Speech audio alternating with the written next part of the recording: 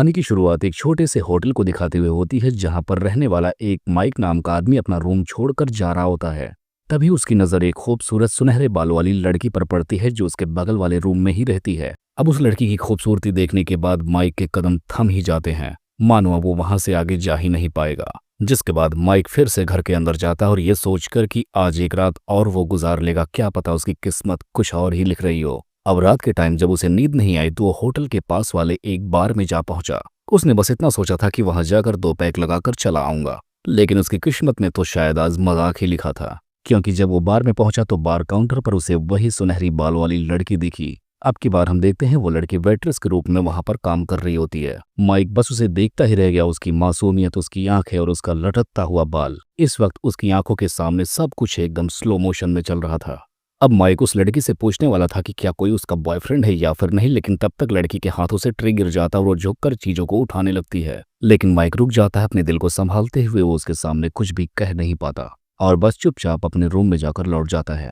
अब रूम के अंदर आते ही जैसे ही उसने अपनी स्नाइपर गन उठाई, उसे बाहर से कोई शोर सुनाई दिया, जिसके चलते उसने अपनी सेफ्टी के लिए एक छोटी सी गन अपने पैंट में डाली और बाहर निकल पड़ा। वो देखता है कि एक नशे में धुत आदमी उस सुनहरी बाल वाली लड़की को परेशान कर रहा है। माइक ने उस गुंडे पर बस एक नजर डाली और वो गुंडा माइक की बॉडी और उसकी गन देखकर वहां से भाग जाता है। लड़की और माइक इस वक्त बिल्कुल अकेले थे। माइक तो चाहता था उस लड़की से बात करना, लेकिन वो कह नहीं पाता और बिना कुछ कहे ही वो वापस अपने कमरे में चला गया और लड़की के चेहरे पर भी एक हल्की सी निराशा रह जाती है। अगली सुबह हम देखते हैं माइक अपने क्लाइंट के साथ शिकार पर जाने की तैयारी कर रहा था। जब वो नीचे दुकान पर पहुंचा तो वही सुनहरे बाल वाली लड़की उसे वहां भी मिल जाती है। माइक को समझ में आ गया कि आज वही लड़की उसकी क्लाइंट है।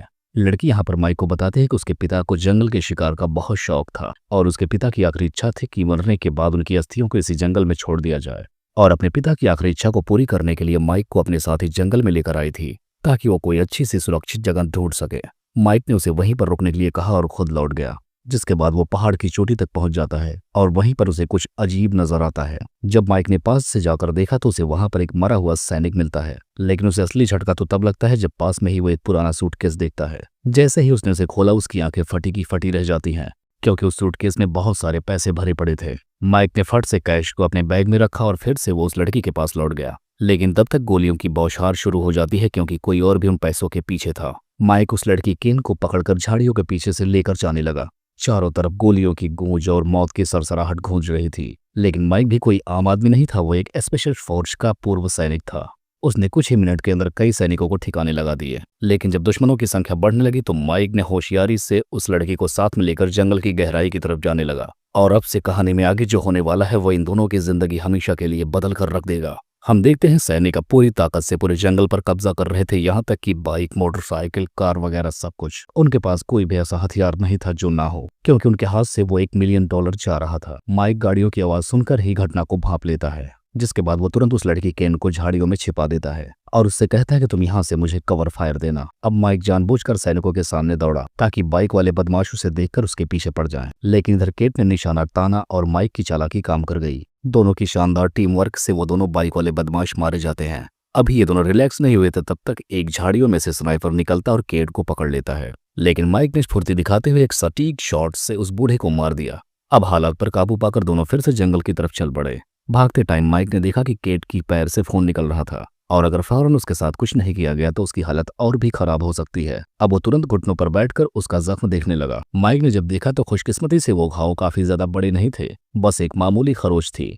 जिसके बाद मरहम पट्टी करने के बाद वो दोनों फिर से जंगल की तरफ चलने लगे, लेकिन अब केट की चाल धीमी हो चुकी थी।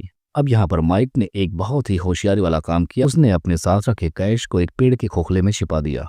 उसने कहा अभी हमें जिंदा रहना जरूरी है, पैसे तो बाद में भी ले सकते हैं। कई घंटों तक जंगल में भटकने के बाद ये दोनों एक सुरक्षित जगह पर पहुंच जाते हैं और तभी एक गाड़ी वहां से गुजरी तो उन्होंने मदद मांगी और उस ड्राइवर ने उन्हें बिठा लिया। अब एक बार फिर से इन दोनों ने राहत की सांस ली, लेकिन तब तक सब कुछ उल्टा हो जाता है। यह ड्राइवर असल में उन्हीं गुंडों का साथी था। जिसके बाद माइक और केट को तुरंत बेहोश कर दिया जाता है और जब उन्हें होश आता है तो वो दोनों एक पुराने गोदाम में बंद थे। अब वो बूढ़ा इन दोनों को होश मिलाकर धमका रहा था कि वो पैसे मुझे बता दो, नहीं तो मैं तुम्हें मार डालूंगा। माइक बिल्कुल शांत रहा, चेहरे पर एक भी डर नहीं। अब जैसे ही बूढ़ा धमकाते हुए उसके करीब आया, माइक ने तुरंत एक झपट्टे से रस्सी खोलकर उसका चाकू पकड़ लिया। पलक झपकते ही उसने उस बूढ़े को वहीं पर खत्म कर दिया। वो तुरंत केट को आजाद करने के लिए गया, लेकिन तब तक बाकी गुंडे भी वहां पर आ जाते हैं और यहाँ से शुरू होती है इनकी जिंदगी और मौत की आखिरी लड़ाई। माइक एक एक करके सारे दुश्मनों से लड़ता गया और केट भी पीछे से उसका साथ देती रही। इनकी लड़ाई इतनी लंबी हो रही थी कि माइक की ताकत धीरे धीरे जवाब देने लगी थी, लेकिन तब तक केट ने एक दुश्मन से हथियार छीनकर बाकी दुश्मनों को भी ढेर करना शुरू कर दिया और आखिरकार ये दोनों मिलकर सारे दुगुनों को मार गिराते हैं। अब 3 दिनों बाद ये दोनों वापस वहीं पर लौटते हैं जहां पर पैसा छिपाया गया था, जिसके बाद माइक ने पेड़ का तना खोला और सूटकेस बाहर निकाला। उसने मुस्कुराकर कहा, अब तो हमारी जिंदगी के मौज के वक्त हैं, क्योंकि ये पैसे हमारी जिंदगी बदल देंगे। लेकिन माइक सब कुछ बता ही रहा था, तब तक केट अपनी जेब से एक गन निकालकर माइक को डायरेक्ट शूट कर देती है, उसे बोलने तक का मौका नहीं देती, क्योंकि गोली सीधा माइक के सीने में जा लगी। वो जमीन पर गिरा पड़ा हैरानी से उसे देख रहा था और यहाँ पर केट की असलियत सामने आती है। केट ने आराम से कहा कि प्यार से पेट नहीं भरता, क्योंकि मेरे लिए इस दुनिया में पैसे से कीमती कुछ भी नहीं है। अब वो पैसों को लेकर गाड़ी में बैठ जाती और पहाड़ों की तरफ निकल पड़ती है और बस इसी को दिखाते हुए इस कहानी का यहीं पर एंड हो जाता है।